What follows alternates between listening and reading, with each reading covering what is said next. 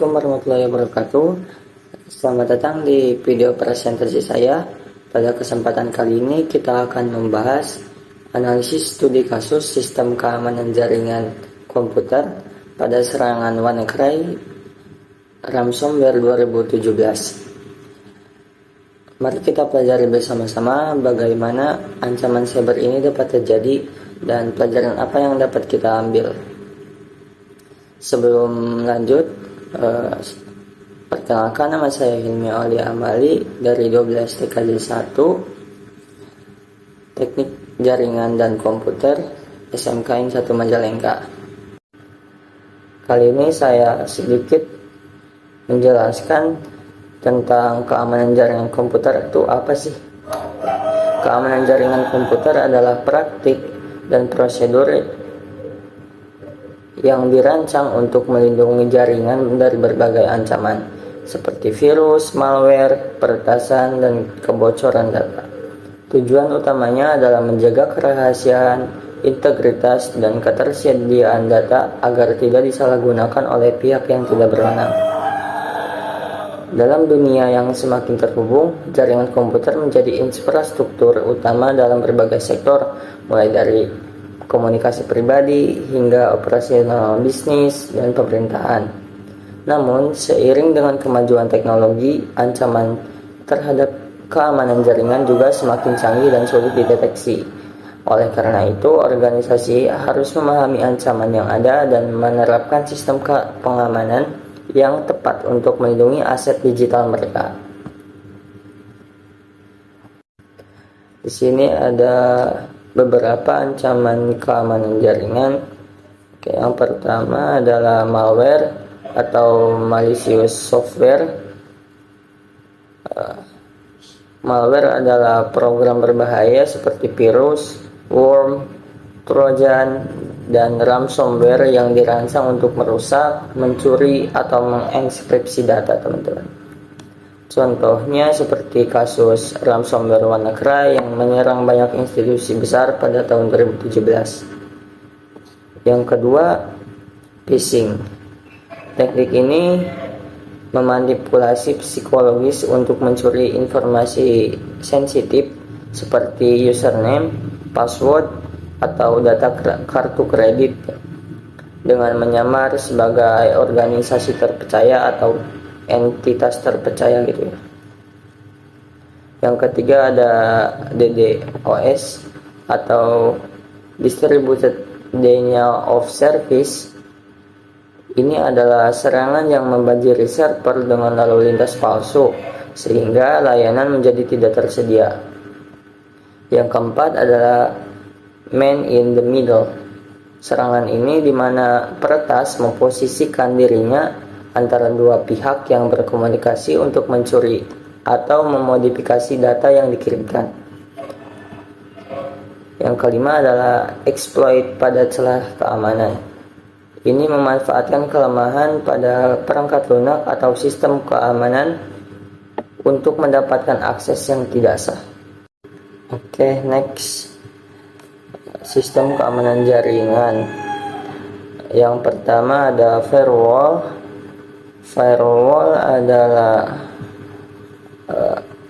sistem untuk mengontrol lalu lintas jaringan dengan memblokir akses yang mencurigakan.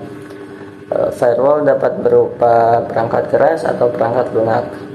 Yang kedua ada enkripsi, biasanya untuk melindungi data dengan mengubahnya menjadi format yang hanya dapat dibaca oleh pihak yang memiliki kunci enkripsi tersebut. Contohnya seperti HTTPS untuk melindungi data dikirim melalui web gitu. Yang ketiga ada intrusion detection atau prevention system. Biasanya untuk mendeteksi aktivitas mencurigakan di jaringan dan menghentikan biasanya ancaman sebelum merusak sistem gitu. Yang keempat adalah VPN. VPN, Virtual Private Network, biasanya untuk melindungi komunikasi dengan mengenkripsi koneksi internet, terutama saat menggunakan jaringan publik. Yang kelima ada autentikasi multifaktor. atau yang disingkat menjadi MFA. Biasanya menggunakan lebih dari satu metode verifikasi untuk memastikan hanya pengguna yang sah dapat mengakses sistem. Oke. Next. Oke. Dalam beberapa tahun terakhir, serangan cyber menjadi salah satu ancaman terbesar di dunia digital, termasuk di Indonesia. Data menunjukkan fluktuasi jumlah serangan yang signifikan, mencerminkan kebutuhan mendesak akan sistem keamanan jaringan yang lebih baik. Oke. Grafik ini menunjukkan presentasi peningkatan insiden keamanan cyber secara global ya teman-teman, dan di Indonesia dari tahun 2021 hingga proyeksi akhir tahun 2024.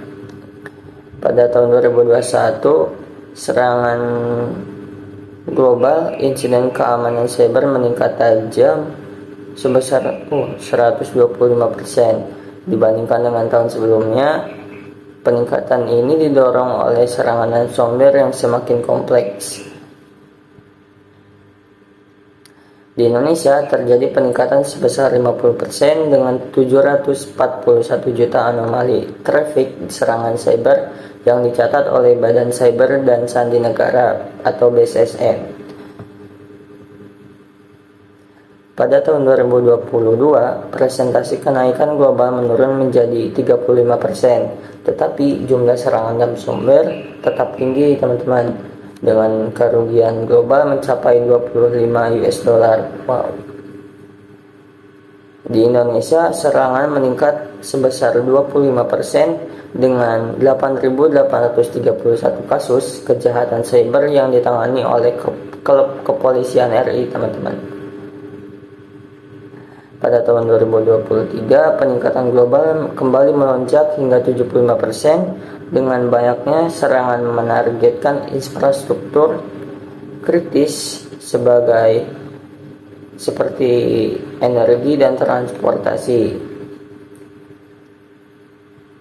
Di Indonesia, jumlah serangan sedikit menurun 5% dengan 403 juta serangan yang dicatat. Namun, tingkatan kerumitannya bertambah dengan serangan ransomware dan phishing yang lebih canggih.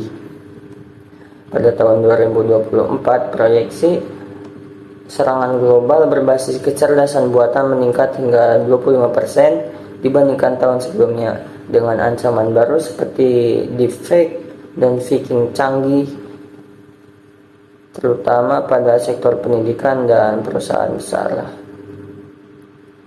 Total kerugian global diperkirakan mencapai 25 miliar US dollar.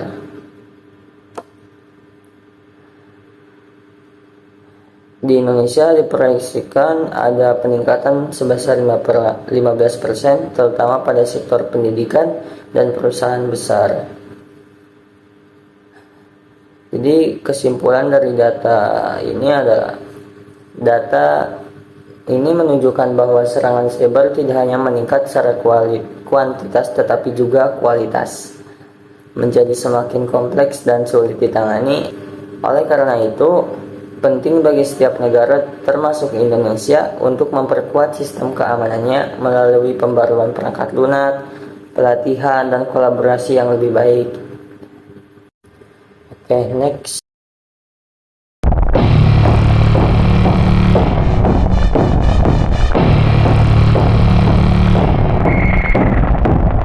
Наша страна находится в стадии войны, поэтому мы можем много что рассказать общественности, мировой общественности и показать все-таки лицо кибервойны.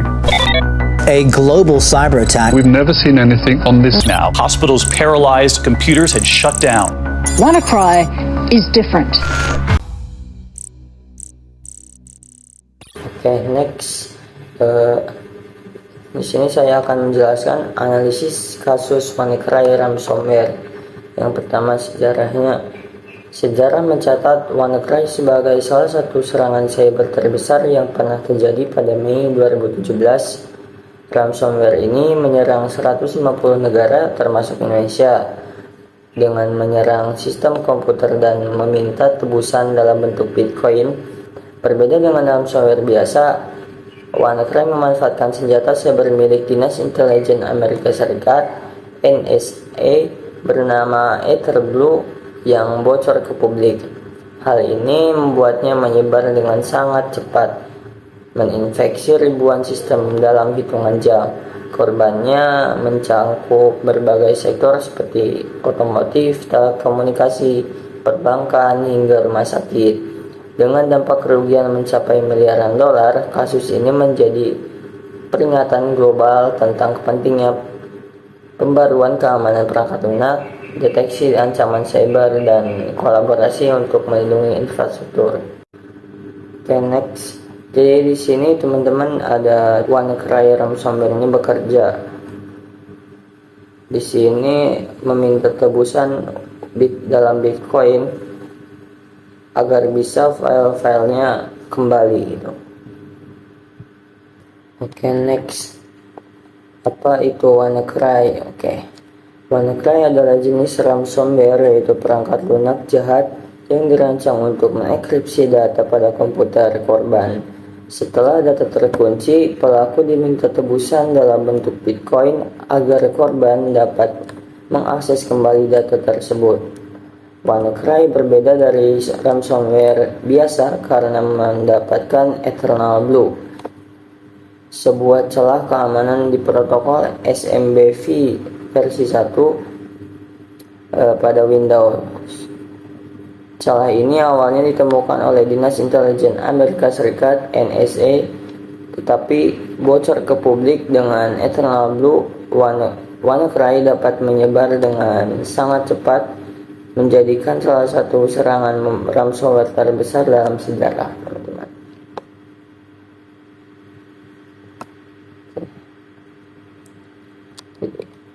Bagi yang belum tahu apa sih Etherblue? Etherblue adalah sebuah eksploitasi perangkat lunak yang dimanfaatkan kelemahannya di protokol SMB versi 1 server message block ya, pada sistem Windows. Protokol ini digunakan untuk berbagi file, printer, atau sumber daya jaringan lainnya. Eksploitasi ini awalnya dikembangkan oleh Dinas Intelijen Amerika Serikat (NSA) untuk keperluan operasi cyber. Namun pada 2017, kelompok hacker bernama Shadow Brokers membocorkannya ke internet. Dengan Etherblue, menyerang dapat masuk ke sistem tanpa perlu autentikasi atau interaksi pengguna. Mereka dapat menjalankan kode berbahaya seperti WannaCry tersebut. Oke. Next. Kronologi. Jadi pada awal mula April 2017, kelompok hacker Shadow Brokers membocorkan Etherblue, sebuah senjata cyber milik NSA, ke publik. Microsoft segera merilis pembaruan keamanan untuk menutup celah pada pada protokol SMB versi 1 tersebut. Tetapi banyak komputer tidak segera memperbarui sistem mereka. Jadi pada saat itu Microsoft sudah mengetahui adanya kejanggalan tersebut dan sudah mengatasinya, tetapi banyak komputer yang tidak segera melakukan update, teman-teman. Yang kedua ada serangan. Yang pertama, WannaCry memulai menyebarkan melalui email phishing dan memanfaatkan celah keamanan Etherblue.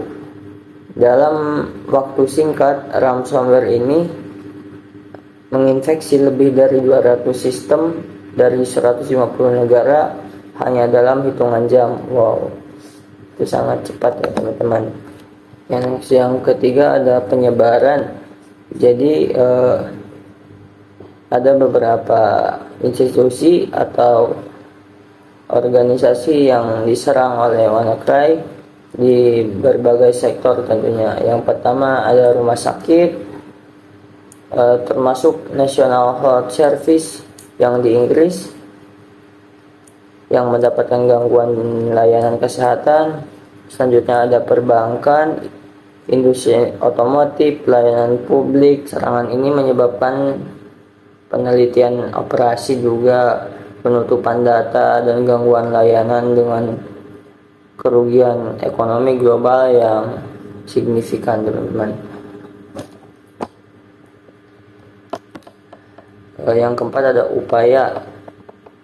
Jadi seorang peneliti keamanan menemukan kill switch tersembunyi dalam kode WannaCry dengan mendaftarkan nama domain.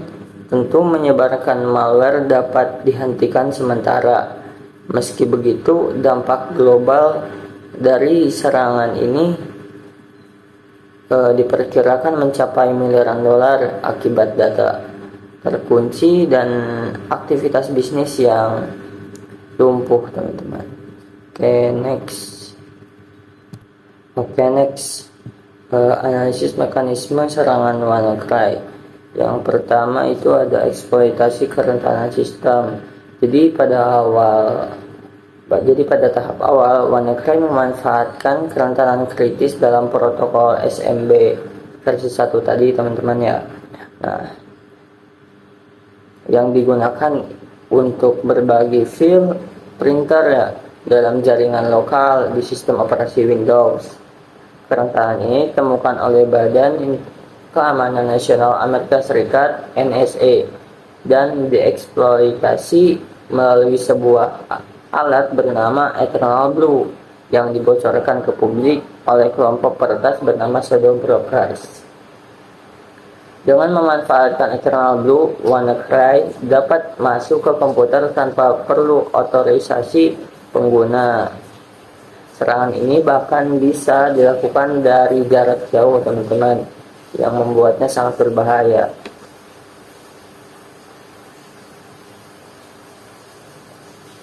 Yang kedua ada infeksi sistem. Setelah masuk ke sistem yang rentan, WannaCry mulai mengunduh file utamanya. Biasanya file ini adalah sebuah program berbahaya payload yang langsung diinstal di perangkat korban. Proses ini dilakukan secara otomatis tanpa sepengetahuan pengguna, sehingga korban sering tidak menyadari perangkatnya telah terinfeksi hingga terlambat. Oke, next yang ketiga ya. Yang ketiga ada enkripsi file korban atau enkripsi data ya. Setelah WannaCry berhasil masuk, langkah berikutnya dia akan mengekskripsi data di komputer korban. WannaCry ini menggunakan kombinasi algoritma enkripsi AES 128 untuk kecepatannya dan RSA 2048 untuk keamanan tambahan. Jadi semua file yang terenkripsi akan diberi ekstensi .wncry dan korban akan melihat pesan yang meminta pembayaran tebusan dalam bentuk Bitcoin. Jika pembayaran tidak dilakukan dalam waktu tertentu, file akan dihapus secara permanen, teman-teman. Nah, yang keempat yaitu penyebaran ke perangkat lain. Jadi WannaCry tidak berhenti di satu perangkat saja. Malware ini memiliki kemampuan untuk menyebar ke perangkat lain dalam jaringan lokal. Ia akan memindai komputer-komputer lain yang terhubung ke jaringan dan mencari sistem dengan protokol SMB versi 1 tadi yang rentan. Jika menemukan perangkat yang rentan, WannaCry akan menginfeksinya dengan cara yang sama. Cepat sekali ya. Ini mengapa WannaCry dapat menyebar begitu cepat di seluruh dunia dalam waktu hanya beberapa jam ya. Oke. Next. Dampak global dari WannaCry. WannaCry meninggalkan jejak yang sangat luas pada berbagai sektor, teman-teman. Bayangkan rumah sakit yang bergantung pada sistem komputer untuk operasi pasien tiba-tiba tidak ada akses. Bank dan perusahaan otomotif juga mengalami gangguan besar. Dan bahkan layanan publik terhenti. Itu sangat meresahkan sih. dan individu hingga korporasi besar semua merasakan dampaknya. Serangan ini mengingatkan kita bahwa keamanan cyber adalah kebutuhan mendesak, bukan pilihan. Next, tindakan pencegahan dan pembelajaran. Serangan WannaCry membawa pelajaran berharga. Pertama, pembaruan perangkat lunak harus menjadi prioritas utama. Sistem yang tidak diperbarui menjadi pintu masuk bagi ransomware ini. Kedua, pentingnya backup data secara rutin untuk mengurangi dampak jika terjadi serangan. Yang ketiga, kolaborasi global dalam mendeteksi dan menangani ancaman cyber perlu diperkuat. Kita tidak bisa menghadapi ini sendirian ya. Perlu ada kesatuan antara perusahaan teknologi, pemerintah, dan pengguna. Kesimpulan dari kasus WannaCry ini, kita belajar bahwa ancaman cyber adalah kenyataan yang terus berkembang. Kita tidak hanya membutuhkan teknologi canggih, tetapi juga kesadaran dan tindakan bersama untuk melindungi jaringan kita. Jangan menunggu hingga menjadi korban, mari bertindak sekarang dan jadikan keamanan cyber sebagai prioritas utama. Oke, mungkin cukup sekian presentasi video pada kali ini. Mohon maaf bila ada salah kata atau salah ucap. Terima kasih atas perhatiannya. Terima kasih juga telah menonton video ini. Assalamualaikum warahmatullahi wabarakatuh.